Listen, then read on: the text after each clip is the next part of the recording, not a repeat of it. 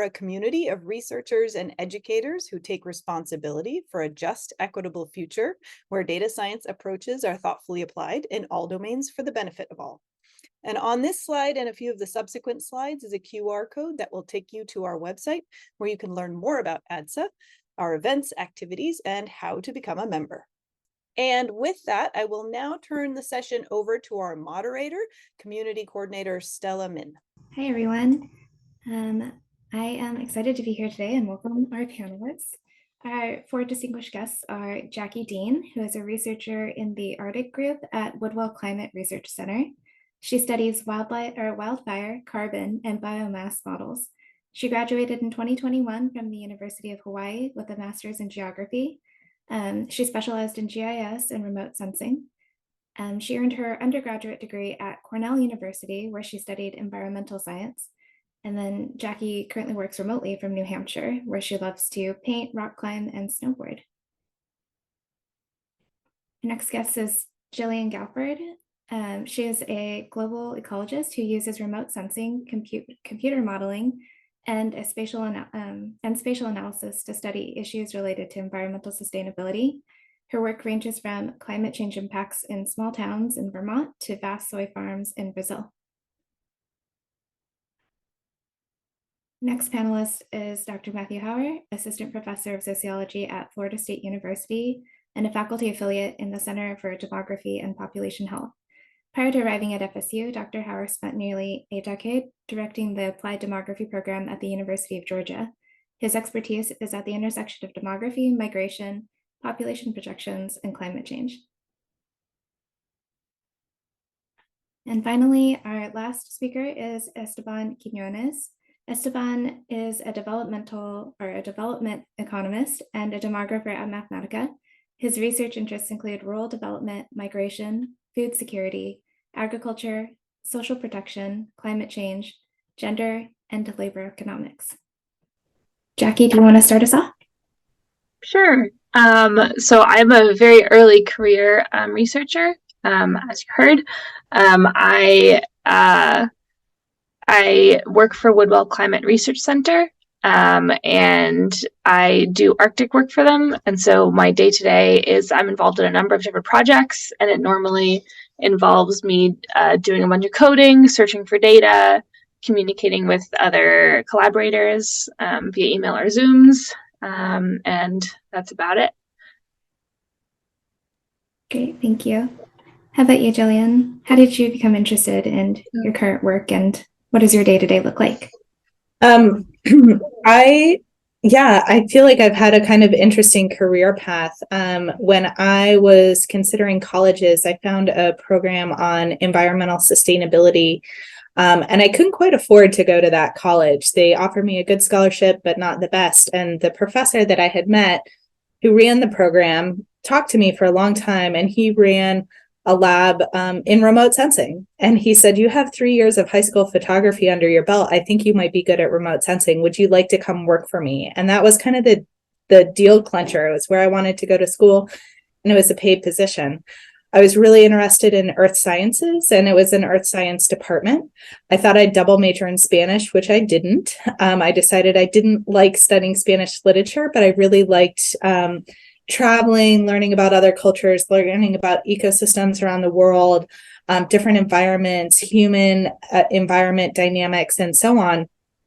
So when I was considering a PhD, I ended up taking a position that allowed me to do research in the Brazilian Amazon on deforestation and land use change and apply my background from remote sensing.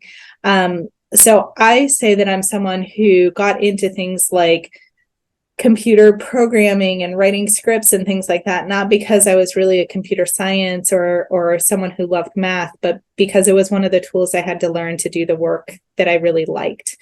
So I study ecosystems, big, small scales, everything in between. And I use remote sensing, so sort of this big data approach to understanding the environment, but also really the interface of the natural world with the social and economic world. My current role is as research faculty at the University of Vermont. I actually did a postdoc at the Woodwell Research Center, although it was called the Woodwell Research Center at the time. I was also a postdoc at Columbia University in the Earth Institute. So I am a non-tenure track faculty member, which might be a little bit different viewpoint for other people here. It means that I write grants and support myself and the people who work for me off of grants, which can be challenging at times. But I also think it's a career pathway that a lot of people are unaware of when they're doing the PhD. If you're in a PhD program, I often felt at least the only pathway out of the PhD program was an academic career. And I am at an academic institution, but I'm not in a traditional academic position. So people like Jackie works with at the Woodwell Research Center are very similar as well, where they're actively writing grants and bringing in funding to support their research. So something a little bit different. My day right now has been a lot of Zoom meetings. I'm working on a grant proposal. I'm providing some feedback to some students on projects. So I also say that I have to balance things like daycare drop off and pickup these days. That's part of my reality and something that, we don't always talk about, but is part of the balance and the load that some of us choose to carry. So. Thank you. Thank you for sharing all of that. I think that will be a great perspective to provide for folks here who are interested in paths outside of academia. How about you, Matt? Can you share a little bit about your work and how you got interested in it and what your day-to-day looks like? Yeah. So most of my research is on climate migration and thinking about sort of where people are going to move and so on. And interestingly, Gillian set this up perfectly. I was actually in a non-tenure track faculty position at the University of Georgia in public service and outreach, which is kind of like, well, before coming to Florida State. So I think of outreach services like county extension, where you can kind of call someone up and say, how do I grow blueberries? Or what kind of grass do I have in my front yard? And as a demographer, I don't know. I don't have a green thumb, but somebody could call me up and say, hey, we think we need a new elementary school. How many first graders are we going to have in the next 5 years? And that would be the kind of thing that I would be able to answer. So about 12 years ago or so, a mayor of a small city outside of Savannah reached out to somebody at my institute and asked about doing a sea level rise adaptation plan. One of the first ones that we were aware of in the state. The little city, it's on a barrier island. The highest elevation is like 7 feet. So it's very threatened by sea level rise, by hurricane storm surge, and so on. And I was lucky enough to be pulled onto the project to think about population dynamics as it relates to this town. And after this, I'll share how I got into this path of research. After the physical scientists showed the physical modeling of the city and how pretty much the city is going to be underwater by the end of the century, the mayor turned to the geomorphologist and he says, "So where are the people going to go?" And he said, "I don't know, like 20 miles inland." And I thought to myself, that might be true. Maybe some people will go 20 miles inland, but maybe it won't be true. And I did a deep dive in the literature to try and see if anybody had modeled this kind of work. And it turned out they hadn't. And then I wrote a dissertation to try and answer that question. It turned out to be a very deep rabbit hole. So that's how I got into it, thinking about real world solutions to real world problems, thinking about long range strategic planning, trying to make the world hopefully a more equitable and better place. And then I transitioned to a tenure track faculty role. And so now most of my days are spent, grading papers, preparing lectures, coding in R, writing papers, doing presentations, sitting on panels and Zoom windows, and lots of fun things like that. Great, thank you. How about you, Esteban? Can you share a little bit about your background, your research, and what does your day-to-day look like? Sure, I'm happy to share. I think one thread with many of our backgrounds is that there are sometimes these sort of circuitous paths that lead to something that maybe was not foreseen, and that's definitely the case for me. So I'm a second generation immigrant, and I think I knew that I very much so wanted to work on inequality and social issues, things of that sort, but very much so with an international focus, with most of my family being from and still being in Ecuador. And I think I, sort of naturally started doing some of those things, mostly right because I loved a class I took with a certain professor, and so I was sort of doing work in an econ track, but not entirely clear what I wanted to do, and ended up being offered an opportunity to work on some research with a professor, which sort of opened a door to me thinking about how research in and of itself, and in particular evaluation and working directly with policymakers on evaluating programs, was a career path, and that's essentially one that I've stayed in, but even within that, there have been what I would think of as still these unexpected turns, where a lot of my work was more focused on international development, and food policy and things very closely related to poverty alleviation. But in the course of doing that work, I became more and more interested in migration topics, thinking about how in some cases, some populations might, be in a sense trapped, while in others they might have, both the resources, but also the incentives in a sense to move. And in that way, then some of my work very much just started to overlap with what Matt was sharing. And so I also, in a sense, went out to try and answer what I saw as unanswered questions about the overlap between migration decisions and either climate change or the environment, and thinking about how extreme drought, heat, things of that sort might shape the migration decisions that households make, especially given my focus in what we think of as either low or middle income countries. And with all of that, I've landed, and now I've been at Mathematica for about 3 years and change. And Mathematica is let's say private organization. It's neither academic nor in many ways considered as like a regular industry job. We're working very closely with U.S. government, with foundations, on essentially answering policy questions that someone has because they want to fund a program, or they already have, and they'd like to know, is it worth scaling up? Is it effective? Is it not? What can we change? So a lot of my day-to-day, well, similar to others with some meetings and some Zooms, but a lot of my time is spent thinking about, given sort of the question and what the constraints might be, how do we design a project? How do we think about answering that question as rigorously as possible, so that the different stakeholders involved can use that as evidence to inform their next steps, to inform their plans? So I'll stop there. I could go on. That's all great. Thank you. This is all really great information. Does anybody want to elaborate a little bit more for folks on what was probably the most helpful, or what are some of the most helpful things that helped prepare you for your career? I can just add more about my background. I totally skipped that part of the question, so sorry for that. No, it's okay. But I've always enjoyed hiking around the woods and mountains. And so I studied environmental science in my undergrad, and I really enjoyed forest ecology work.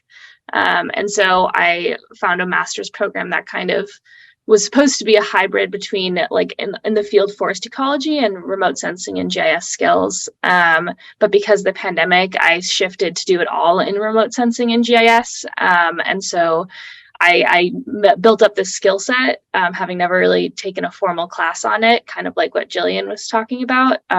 And Woodwell hired me because of the skill set. Now, I had originally done research in the tropics in Indonesia, but now I kind of transitioned to have a research focus in Alaska and Canada, doing Arctic modeling of wildfires and carbon cycling and biomass.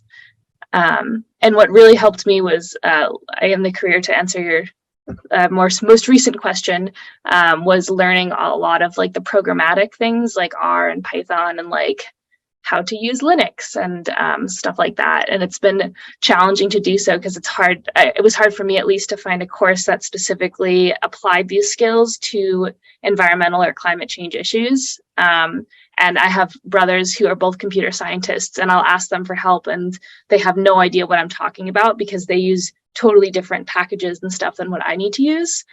So just that's been the difficult part of doing that, but it's been really helpful to find people to teach me that or to find specific courses or workshops that address that. That's something that I hear a lot across our panels is that getting very specific domain-focused training in programming is difficult. It's really difficult to find that program or find classes around that or some sort of learning group around that. That's for sure. Jackie, I direct our geospatial technologies program, and that's a big issue. Like we send students to computer science to learn a particular programming language, but they never get to apply it in GIS. We did actually create a course that does Python with GIS just to address that need and uses more environment case studies. But I think it is a limitation of these sort of traditionally siloed universities where we don't yet have always the capacity to teach these courses, or where I'm in a school of environment where sometimes there's this question of, are you really teaching a concept and a theory, or are you teaching a tool, and sometimes schools value those things differently.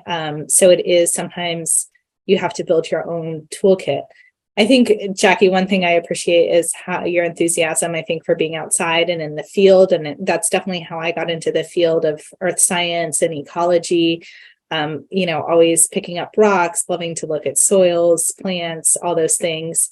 And while I'm at my desk a lot, and I think you are too, Jackie, I would say that that's also balanced by opportunities to go and do field work, to validate, all the big data algorithms we're running and collect data in situ. And so that's kind of an interesting balance of being really extreme, sometimes 3-4 weeks with limited internet connection, out at field stations, and things like that. So just a really interesting balance that to me makes it okay to kind of be at the desk most of the time, but then getting sort of our hands on and such. So I think, if someone is in college and thinking about going on for a master's or a PhD, if you're someone who really likes being outside, a more hands-on graduate experience might be of interest to you. If you want to learn the tools, like Jackie was saying, maybe you want to go into complex systems in data science and then try and apply it to the environment or climate change. There's kind of different pathways. So definitely listening to your own interests and your own passions, right? Are you someone who likes digging soil samples, for example, or are you someone who finds it really exciting when you get a computer code right and it works? I think that Jackie also hit on your network. I think one of the things most people underestimate is the power of their personal networks. So a lot of the connections to, say, graduate programs may actually be contacts of your current professors and who they know. And you'll find different people through your personal networks than you would through a Google search. And both are useful and both are really powerful. But I think that sometimes people underestimate that value of like a personal referral, a personal connection, over like a cold shot, application with no contact or background. So I would just add that sort of getting to know people, trying to attend conferences if you can, working with people besides your primary advisor, by doing work in the lab or wherever it is, and just getting to know more people. Yeah, I definitely second the network. For shameless plug here, but that's exactly what ADSA does. So feel free to join the Career Development Network if that is something that you're looking for. I want to jump back a little bit to the coding. Nat, if anybody follows Nat's work, he is an incredible coder. He is a wizard in R. Do you want to share some tips for how you learned all those data skills? Oh, that's too kind. I don't know. I'm just kind of self-taught in R for the most part. Yeah, I don't know. I guess I'm old enough where most of my statistical training was in SPSS and kind of coding there. Then I landed a job where I needed to do SAS. So I had no choice. I had to learn SAS on the fly on the job. And that was like hit or miss for a few years. And so I was a SAS user. And then I hired a team where I was outnumbered, where everybody was in R. So I was 2 R users to 1 SAS user, and I felt a little vulnerable. So I made the switch to R, and I haven't looked back. It's been fantastic for me. Sometimes it's a little slow, and I know Python is a lot faster, and there's even faster programming languages than that. But yeah, it's a whole lot of Stack Overflow. And I try and tell my grad students that as well, that even Hadley Wickham sometimes has to go on Stack Overflow to get his programming questions answered. So I'm sure we're all in the same boat trying to figure it out as we go. And it's also like riding a bike. So I haven't had a new paper, and I haven't had a new project, I should say, in about 6 months. So I haven't really opened up RStudio very much. And I have another project come out, just started, and I've like, it feels like I'm trying to ride a bike again. I'm starting from scratch, even though it's like a lot easier, And just after a week, I'm like, oh yeah, I remember all my commands now. I can make this all work very quickly. It also really helps when you document your code, because future you is really gonna love it when you document it. And sometimes past Matt doesn't always document his code, and when that happens, future Matt or present Matt even gets really upset at past Matt, and so I have to relearn some of those lessons the hard way every time. But if I were to give any advice, it's what I do on my own already. Just stick with it and just keep coding, and it gets easier as you go, right? Like it's like everything. It's just flight time, right? It's just hours flying. It's just the amount of practice that you do. I was going to say that Matt very much so referenced what I consider probably like the fundamental rule of coding, which is essentially learn where to find things, often on Stack Overflow or somewhere else on the internet, that may or may not be in the exact language that you're working with, but has a similar objective, and learn, in a sense, how to port that to the application that you're working on.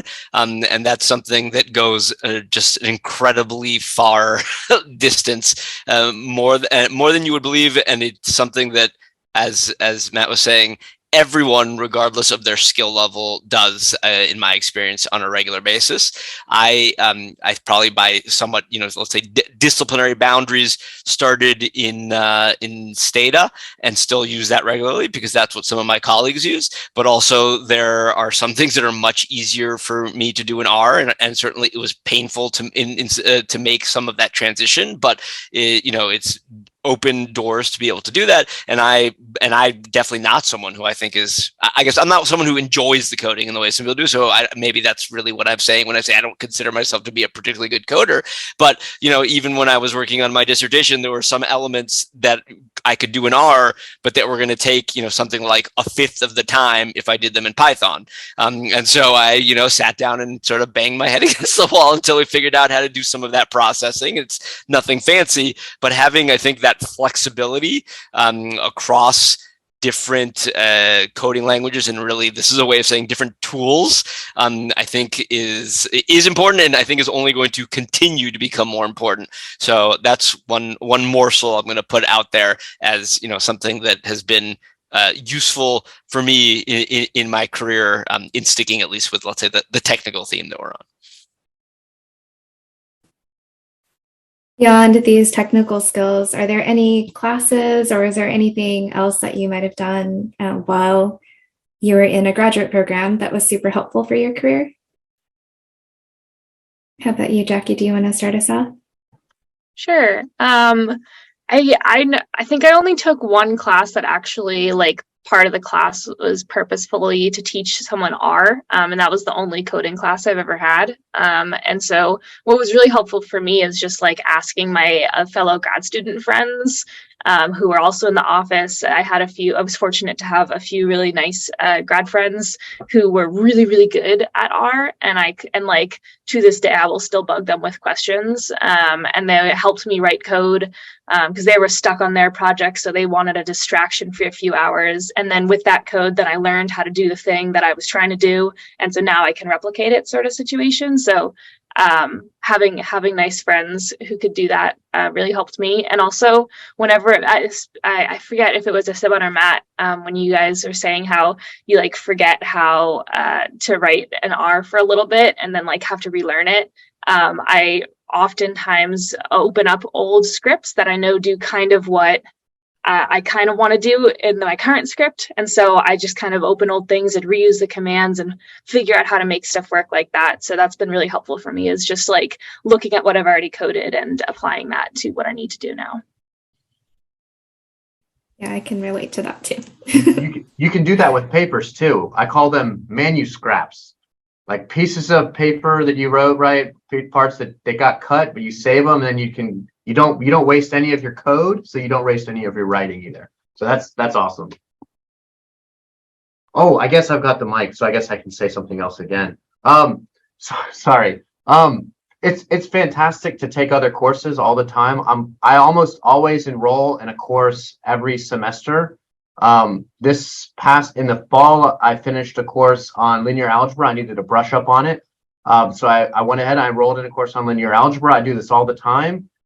I can't be an expert in anything or in everything. Sorry, I guess I could be an expert in one thing, but not in everything. But oftentimes the questions that we want to answer around climate change and the environment is so multidisciplinary. It's hard to get your head around all the different ways of doing things and so on. Or maybe you had training that didn't cover a particular area, and you kind of need, you start working with somebody who does machine learning, and you come from a program where no one does machine learning, and now you're like, what is this stuff? It's all crazy. I don't know what's happening. So just take a course. There's tons of free stuff online. There's so many people who have put blog posts together about particular algorithms, and they've got R and Python code for them and Stata code. Just go out there and like just do something. Like, it's really cool. Or pick something that you like that's really nifty, that's not related to the topic, right? That's not environmental, like baseball stats or Olympic records or finance. I don't know. You could pick anything, right? It's going to be quantitative. Maybe it's your grocery list and you're trying to optimize, grocery prices. I don't know. When you're shopping, do something that's like that, and then do it in your statistical software using some kind of package that somebody has. And it's like awesome that way. And so you can keep moving, you keep growing as you go. Yeah, during our data journalism panel, one of our panelists said that too. She's from the New York Times, and she said that one of the ways that she ended up learning how to use, I think it was R, was by scraping her Twitter feed and figuring out who likes which posts. And she was trying to make friends because she just moved to a new city. So she decided to try and dive in and learn how to use R by pulling up data on the people who had interacted with her on Twitter. I thought that was a really fun use case. Yeah. How about Esteban, Gillian? You have anything to add to that? I can briefly add that, at least for me, it's always been really useful, I think, to sort of find that almost like second home, right? So most of my interests or kind of work might fall in sort of like one part of a field, but there's this overlap where there's almost more of like a marginal benefit for me to learn about these things that are happening, right, with the interaction with another field. That's where in some ways I think there's a lot more of a payoff for me in terms of learning, but also ideally to making impacts. And so for me, it's always been quite useful to kind of have that in mind, where it's like, okay, I'm in this department, but there's, another department that clearly has that connection that really, I think I can get a lot out of, or a center for demography or things of that sort. And I've sort of continued to do that in a lot of different ways throughout my career, where it's like, okay, in this job, maybe I'm specializing in collecting data, but, I also want to make sure I'm really learning on this other margin of something that's related to it. And so finding who either those people or those groups are and really trying to cultivate those relationships. And I think that's sort of one way to spread your energy and your effort in a way that, both speaks to what you might like really want to do at the core and be interested in, but at the same time keeps you exposed to new things and sort of building those relationships, because you really never know what path I think things are going to go on. So that's sort of a little bit more maybe taking a step back, but I think that's something I've realized has been quite useful for me over the time. I think I was going to say, learn everything you can. And when something gets interesting, like follow where that leads you. I had in my first paper in graduate school, I had to get into a lot of really complex math that I hadn't expected, but to apply what I wanted to my research, I needed to do that. And I took that deep dive and I still understand it. It sticks with you kind of on that core level. Matt was talking about taking linear algebra. I actually would say in my hindsight, I probably didn't need to take linear algebra, but I did when I was in graduate school. And there's different models. I have a current PhD student who is someone who really likes to take classes to kind of learn everything, as opposed to, I think, Jackie's model where, there wasn't the class. And so it was like, let's learn from each other in our lab group, let's share, let's collaborate. I have another PhD student who is taking a machine learning class right now, and it turns out to be mostly on the math theory of machine learning and not the applications of machine learning. And she's much more interested in the applications. So, she might have been better served kind of doing self-study and self-learning on that field than taking sort of this very math-centric, math-heavy course. So, we're all going to take some courses where we're like, in hindsight, what did I get out of that? Did it really, it may not change your world, but sometimes it might. And so just thinking about those very formal things like classes at a university versus informal things. Jackie and her brothers are helping her or not helping her with code, depending on the situation, I guess. But kind of that range of very formal to informal, and depending on your learning style and depending on how you want to apply something, I think those different things will be useful in different ways for different people. Yeah, that's great. Moving to another domain here outside of classes. So for folks who are at the stage of interviewing, can you all share some tips that you have for anyone who's interviewing for a job or applying to jobs maybe? Jackie, do you want to start us off? Sure. I don't know if I'm the most experienced person to address this, so perhaps my other panelists have better intel, because I've only had one job, which is the one I currently have. But I practiced interview questions with my friends and other grad students, and I did a lot of Googling about what Woodwell Climate Research Center was, and at that point they had just changed their name, so there was no information on them whatsoever, which was a bit tricky for me because I was like, does this place even exist? What's happening? Turns out it does. And so I did a lot of just practice questions. They had 2 rounds of interviews, and then in the second round they had me give a presentation on my master's thesis, which was still very much in progress at the time. So it was challenging and also kind of nice to be able to put together a short presentation for them. And it helped me later on actually put together my master's thesis defense presentation, because I already had this kind of prototype set up. But yeah, a friend of mine, I found out about the job through the Texas A&M job board. I don't know if people know about that for environmental science type jobs. And a friend of mine knew that I like to do GIS work. And so she had just sent it to me. And so that's how I found out about it in the first place, and I applied to it. That's great. How about you, Gillian? Do you want to share some tips? Yeah, I think all the things Jackie said are great. Do your homework, as much as you can, but also be prepared with some questions. I think about when I'm interviewing prospective graduate students, it's nice to hear what they're interested in. And, there's some questions where it's like, oh, well, that's very obvious if you look at our website. And then there's some questions that aren't. For example, in our program, I don't think it's very transparent that you can take classes in any college, any department program within the entire university. And so asking about what types of courses do you think I would take? those sorts of things would be great for a prospective student. You know, an employer, you might ask them questions like, what opportunities are there for growth, or how do you support, you know, my development in this program? Maybe they have, you know, some tuition remission if you want to keep taking courses, or maybe they offer professional development programs within their company. So always good to have a few questions in mind. I think it really depends on the job position. I'm just reviewing a lot of graduate school applications right now, so that's where my mind is at. And I think if you're thinking about going into, say, a PhD program, that it's really good to contact people before you apply to their program and try and connect with some of the faculty and see if you'll be a good fit. You don't always get a response, but it definitely makes a difference when a faculty member has sort of seen your name fly through their email box, and so on. I think you could do that in some job positions.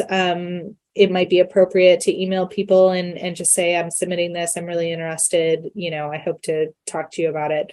In some companies that might not be appropriate. And maybe Esteban can speak more to that sort of etiquette around applications. But I think it's always good to have a few questions prepared. I love the idea of practicing an interview with your friends and so on.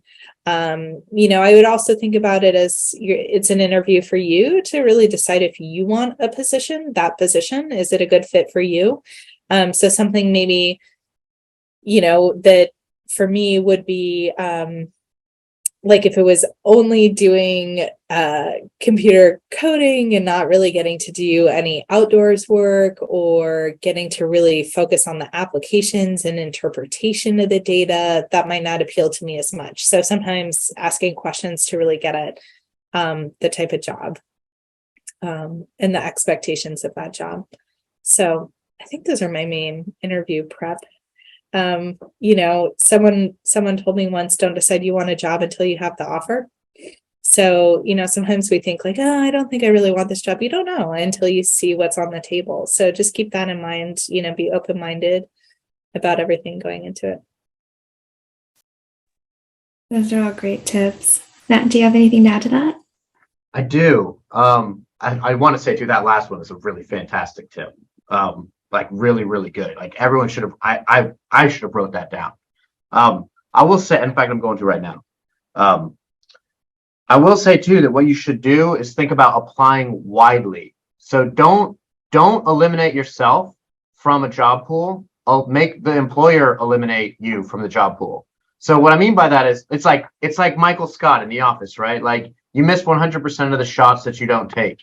So apply widely and allow them to be the filter as opposed to you. Like if you don't apply for a job, you'll never get that job no matter what. So I've been very fortunate in applying for jobs that are way above my pay grade and way above what I should be getting. But I'm willing to take a risk and apply, and hopefully it works out. And it's worked out one time, and it was the only time it needed to work out. I've been rejected from hundreds of jobs, even before I was an academic, hundreds of jobs. But I was willing to put myself out there and say, I think I can do this job. In terms of the actual interview itself, people forget about the part where they go, do you have any questions for us? And we think about this as something that you can say about like, tell me about the work environment, or why did somebody else have this position? And so why are you hiring here? Or something along those kind of lines. But for data science, if you want to ask a question that will tell you immediately about the company and also immediately about your role that will have in the company, ask them how they handle modern computational practices. So ask them if they do code review, ask them if they do what documentation that they do for their coding, and ask them what kind of version control they use. Because if they say, oh, we don't do any of that, maybe that's the kind of thing you shouldn't be a part of. Maybe you should think about running from that job. Or maybe it's like, well, this is your opportunity to say, if you hire me, I'm going to come in and I'm going to try and push for code review, documentation, standardization of documentation, and for version control. And you're going to elevate to the very top of the list, like almost immediately. So use that opportunity. That's like a super pro tip. Use that opportunity to try and sell yourself even more and also be like, I don't actually want to be a part of this at all. They don't do code review, they don't do documentation, they don't do version control. This is going to be a mess to try and untangle. Or maybe you want to untangle it. I don't know. Excellent. Thank you. How about you, Esteban? Oh, I can't hear you. I'm not sure. It says that you're not muted, but can't hear you. How about now? Oh, yep. There you go. A button somewhere along the way here. Sorry about that. I was going to say, I'm not sure if I have any super pro tips or Michael Scott references. So this might be, ultimately disappointing, but I think, there already been a lot of good tips, so I won't repeat them. One piece that I think I can add is that when you present yourself, for in a sense, it's both interviewing, but more generally for your job application. I think many people sort of think of themselves in one way, like, how do I fit in this box? To sort of ideally be the right sort for the job. And a lot of times, what's written for the job description may or may not be exactly what the organization is looking for. It may not be what the interviewers are looking for. It may or may not be what the committee is looking for. So something that I've definitely found useful and that I've advised other folks to do is to kind of think of, what are maybe your 1 or 2 or 3 different sort of profiles or angles that you can lead with. And so, yes, you're an expert in this, or you have experience in this, but, it's often very reductive to kind of present yourself in one way, when in fact, there might be a really useful pivot for you to use, right? So in my case, it's, yes, I'm an economist, but also I work on, climate and have done a lot of coding things, but also I really work a lot on policy, right? And depending on the job, one of those could be worth a lot of value and could be actually, not useful at all. And so I think it's really, really useful and almost underused in a sense as a strategy to take some time before you go into an interview and think of, like, what are my, maybe 3 different profiles, right, that are all still relevant to the job, but that emphasize or de-emphasize different elements, and be prepared to sort of use those as the interview or the interactions develop. And that's something I think that is a way sort of to, like, position yourself better and maximize your chances. But also, I think it does help do part of what Matt was saying, which is definitely, at least I've also done, which is kind of like, okay, I've sort of needled these things and actually I don't think I want to work here anymore, but I wouldn't have known that if I hadn't tried to touch on these sort of different angles. And so, yeah, I think that's one piece that often gets overlooked that can be really strategically helpful. Great, thank you. So I guess with all of this, I kind of want to ask, is there anything that someone has experienced during an interview that was just like an absolute red flag, given that topic? I don't know if anybody has, if they're willing to share that. No? Okay, well then we'll move on to the next question. I'm trying to think of what I might have blocked out of my memory already, but yeah. Okay, well then in that case, looking back on your career and knowing what you do now, is there anything that you would have done differently? Jackie, do you want to start us off again? Yes. Looking back on my very long career, I think I probably would have come to the interview with a better list of prepared questions, kind of like the ones that Gillian gave as examples, and that, yeah, everyone gave as examples, because I definitely came with prepared questions, but I don't know, maybe I would have come across better if I'd asked more questions. But I feel like because I haven't had much job experience and whatnot, I don't know what I would do differently in the interviewing stage, at least. But I definitely probably would have taken more coding courses, or tried to find those like specific ecology modeling type courses that are like geared towards the actual field that I work in, when I was still in grad school and could take those classes for free. Because now I'm like seeing workshop announcements and stuff, and I'm like, oh, that sounds really cool. I wish I could take that if I were still in school. And so I probably would have taken more advantage of the courses that I could take.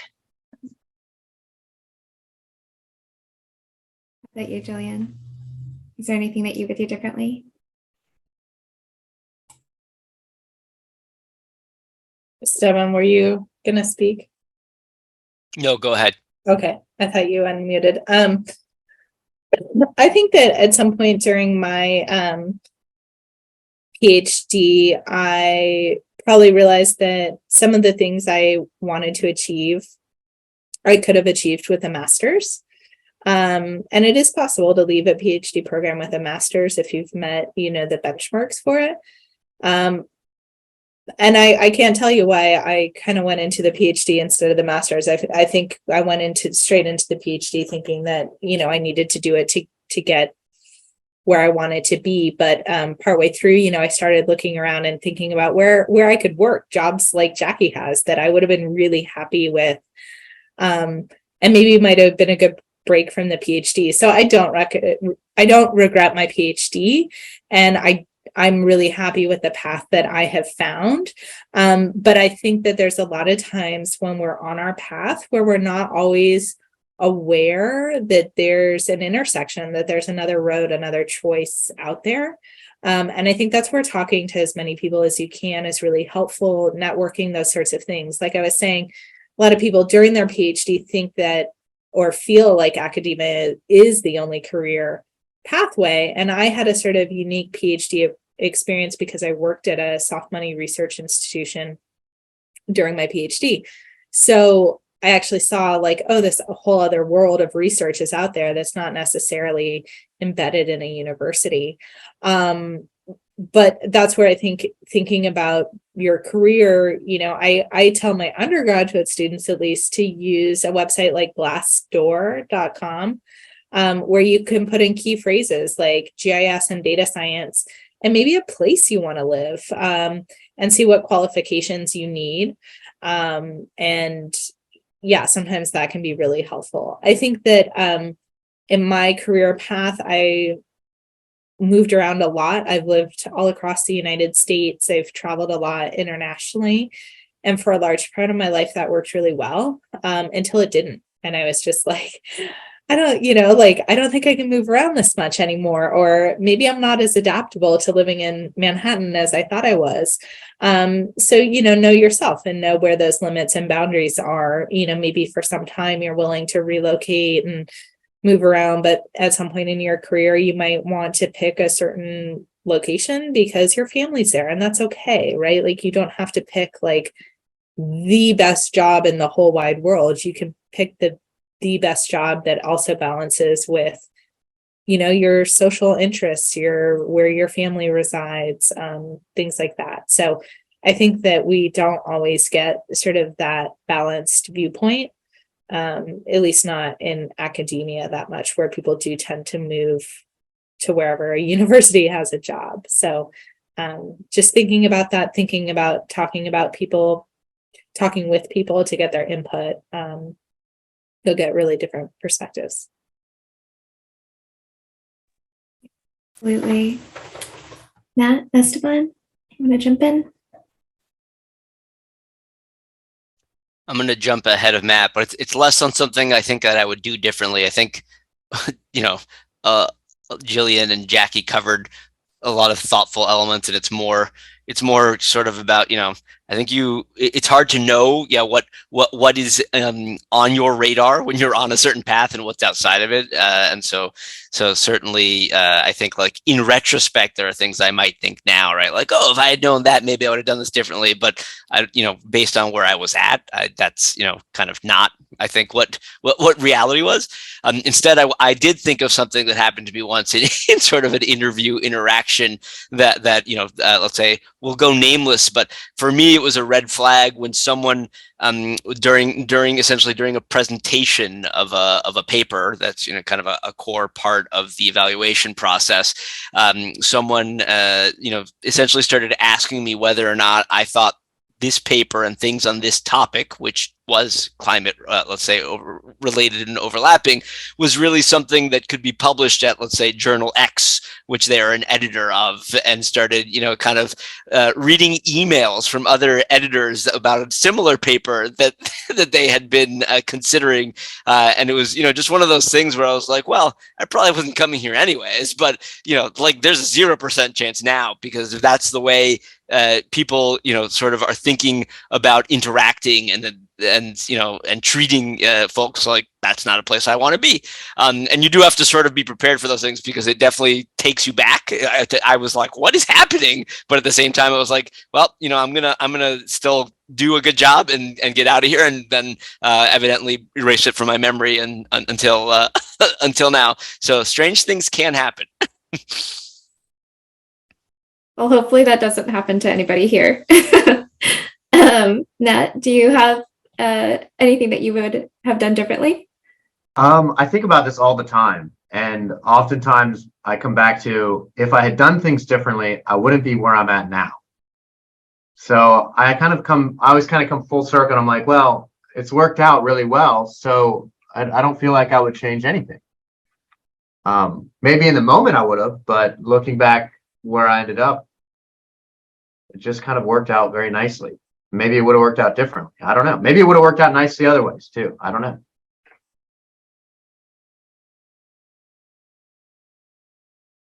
Yeah, I was asked a very similar question the other night, actually, for a panel at FSU, and I felt very similarly of maybe I would have done more of these things, but I don't know if I would have done something completely differently. Okay, well, thank you. I'm going to open it up to the folks here who are watching the panel. We have some extra time if you would like to unmute yourself and ask our panelists a question directly, or if you're uncomfortable with that, feel free to just put it in the chat and I will read the question for you.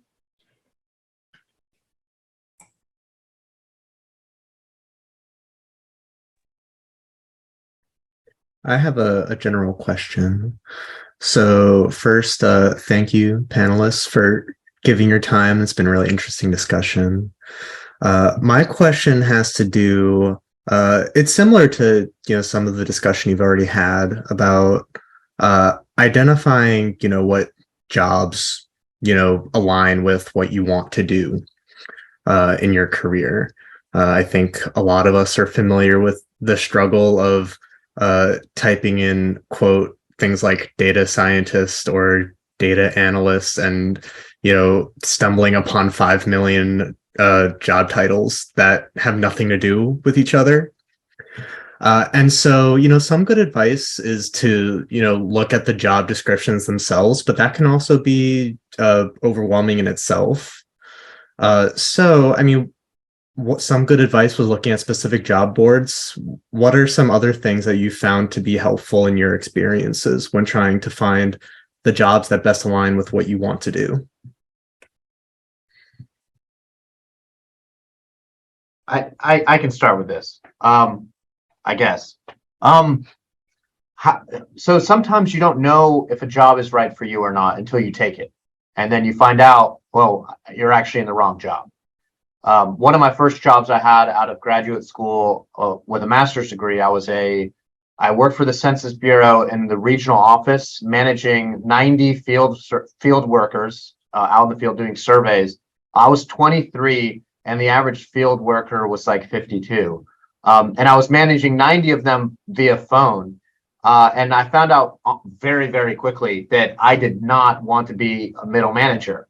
That was not the job for me. But at the time when I took it, I was like, oh, this will be great. I'm in data collections. I'm like one of the miners, but for data as opposed to like rocks or coal or something. And it turned out that was not what I wanted at all. So you don't necessarily know, but I had a great experience. I learned a lot. I learned a lot about myself. So you might end up in a position and you go, this is not where I want to be. Or a company has values that you don't want as your own core values. Like I couldn't see myself working for Philip Morris, for instance, or whatever the newest incarnation of Philip Morris is. I don't know if I could see myself working for a Goldman Sachs.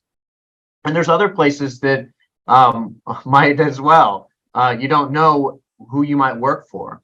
So, and this is why, I oftentimes advise people to apply widely, because if you start narrowing down, you might find that you could actually have a positive effect on a company and maybe help steer it in a more positive direction that's more aligned to your values, but you don't necessarily know that unless you're on the inside. And if it doesn't work out, you can always just leave, like just go somewhere else.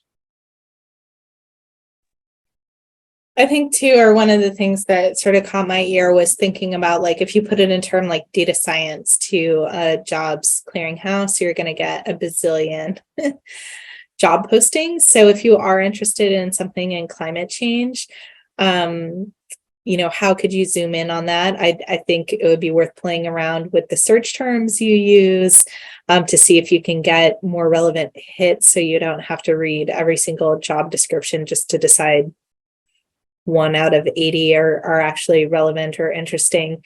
And then looking for some specific job boards. So Jackie mentioned the Texas A&M or job board. I see a lot on the Earth Science Women's Network, which is their jobs board is open to everybody. And that one tends to be a little bit more data science, more jobs in related to like atmospheric physics, things like that, as opposed to, there's also Ecolog, which is a jobs listserv that's for a lot of like ecology positions, maybe less on the data science side. So maybe finding some of those slightly niche listservs where people are circulating job ads could help as well. So that's my best advice, to try and find the right search terms for your interests and maybe find some of the more specific places those jobs are getting posted. I can add, I think on the other element or other dimension of what's already been discussed, that I do think that talking to as many people as possible that might have even a tangential link sometimes to that position, that job. Certainly there are sort of more official informational interviews, and I think those are useful, but those also only go so far, in that the optimal thing is someone must have a friend who's willing to just have a genuine conversation with you, and I get that entirely depends on your network, right? So that this is not, let's say, a systematic piece of advice. Your network may only go so far, but I do think that you want to couple everything that's been said so far with that, because some of those conversations that I've had over the years have been the most insightful ones that, kind of at least planted a seed, or kind of tuned me into like, oh, okay, so that's really how things work there.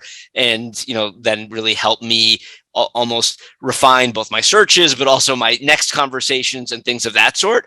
But, full well knowing that this is, I would say, in a sense, one of those pieces of advice that is always frustrating to me, right? Because it entirely depends on what your network looks like, what your links in your network are willing to share with you, and how comfortable you are, in a sense, putting yourself out there, which is not for everyone. It's not easy, but I do think that those interactions are extremely valuable and extremely insightful. So they're worthwhile sorting out how to do in some sense, putting up with some suffering to try and kind of get a little bit more of a glimpse of what a job, a position, an organization, or whatever it is might be like.